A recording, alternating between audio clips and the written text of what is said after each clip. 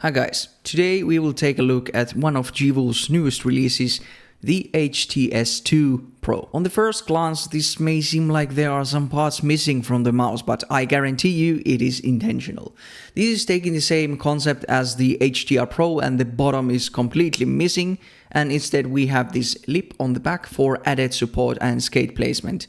This is a so-called unibody design, which is something only JERRORR does, and they do it really well. With this design they have managed to drop the weight of this mouse to just 29 grams on my scale with the wallhack pill skates applied, and yet the rigidity is still very good at the places you grip the mouse. On the back part where you don't have the PCB support, the shell will have some flex, but it is nothing you can get to feel when using your mouse if you grip it normally. It is honestly kind of funny to hold the mouse like this and have it feeling this rigid. It kind of messes up with my brain a little. The sensor position is slightly forward like JERRORR likes to do, and it offers a nice nimble crosshair control with your fingers, but it might be something you have to get used to. The way I grip it, the sensor starts just at the spot my thumb placement ends. The shape is mainly the same as the HTS2, but they have shifted the back part inwards.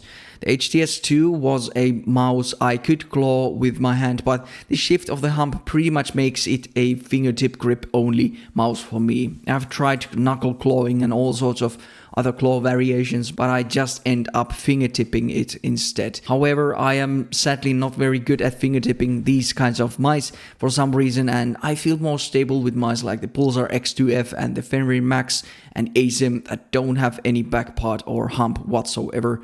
But I feel like most fingertip grippers like these types of small mice instead, so I'm probably in the minority here. So know this. Even though their shape might not work for me, this could be your new favorite shape without a doubt. There is no coating on the mouse, so it is bare plastic, but I have found the side holes providing me just enough gripping surface to not need any grips with it. I like how they have not put any holes on the front part of the main buttons where I line my fingers, since those were a bit distracting on some of the other new mice releases from JERRORR. The clicks, side buttons and scroll wheel are all fantastic. The switches have been changed to the Huano transparent green shell white dots that are a bit lighter than the previous switches, and they have been tuned to perfection.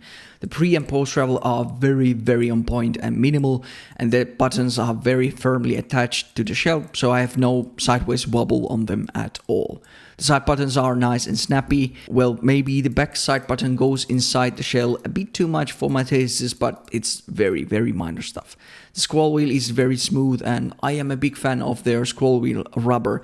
It just provides a nice gripping surface for reliable use. The scroll wheel click is also very nicely balanced with the scrolling force, so I get no accidental pings with it at all. The wireless performance is really good, like usually in JERRORR mice, one of the fastest click latencies and lowest motion latencies of all mice, and JERRORR is very quick in upgrading their firmwares, which is always nice to see. Currently you have stuff like competitive mode that will up the sensor frame rate to a max while draining the battery a bit, then debounce settings for buttons and scroll wheel, and one of the newest additions is the sensor angle adjustment. So pretty much everything you'd need is here. You can also use your phone to change the settings, which I have not needed to use, but it's an interesting feature to say the least. There are instructions on the website for that if you are interested in using the mobile driver. With the mouse you get the usual things like the hard case, skates, grips, etc.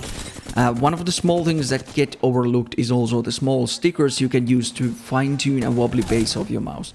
I haven't had the need to use those on JERRORR's own mouse, honestly, but I have used those small stickers on other mice quite a bit. But yeah, I think this covers it all. A new extremely lightweight unibody mouse from JERRORR. It might look wonky at first, but this might just be the right fingertip mouse for you. Sadly, the shape don't really work for me, but you know, I'm only me and you are you. Very deep ending to this video. Thanks for watching and goodbye.